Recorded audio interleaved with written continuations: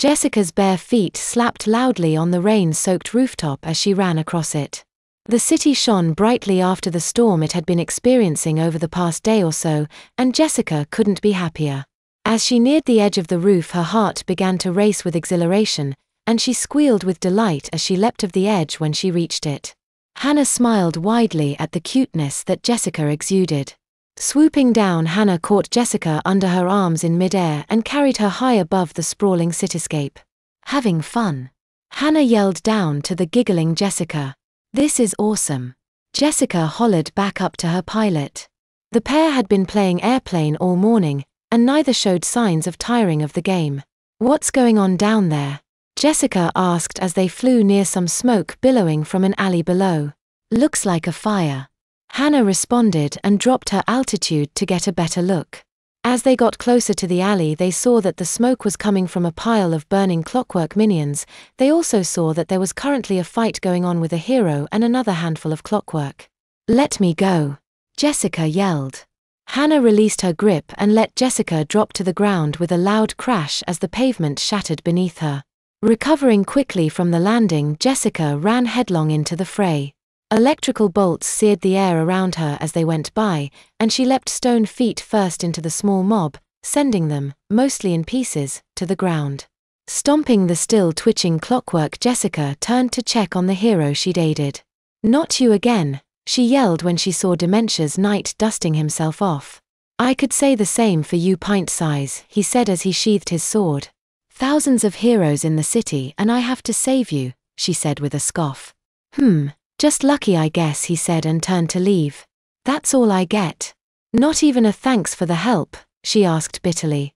Dementia's knight shrugged and turned around. "Never asked for it, so why should I thank you?" he asked. Jessica fumed. She charged up a fist and took a swing at him, hitting him square in the chest and sending him flying backward. As he skidded to a halt, Jessica stood mouth agape.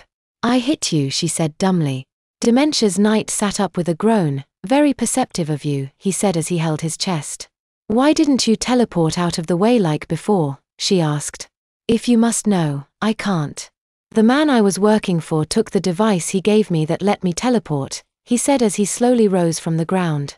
"Why?" she asked, folding her arms in front of her. "You're awfully curious," he told her. Hannah landed behind Jessica as she answered the man. "I meant, why don't you work for him anymore?" she asked. Dementia's knight shrugged. "He was wrong about your friend, and I couldn't work for a man that would attempt to kill an innocent," he said. Jessica and Hannah nodded in unison. "Well, that's very noble," Hannah said and put a hand to Jessica's shoulder. "Come on, I think we've done enough here," she said. Jessica turned and the pair started to depart. "Wait," they heard Dementia's knight call from behind them, making them turn around. "Yes?" Jessica asked. "Well, I was wondering if maybe we could pool our powers together and combat the clockwork in the area," he said. "And why would we want to do that?" Jessica asked.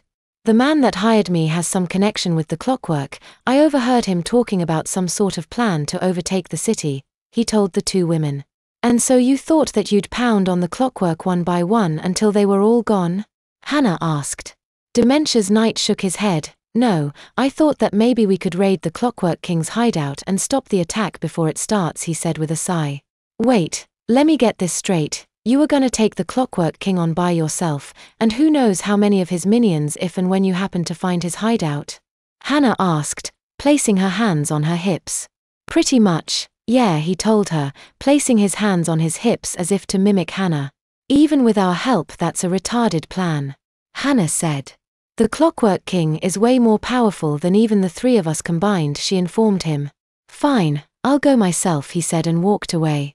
Jessica turned and looked at Hannah. "He's probably going to die, you know," she said. Hannah shrugged and began to hover off the ground.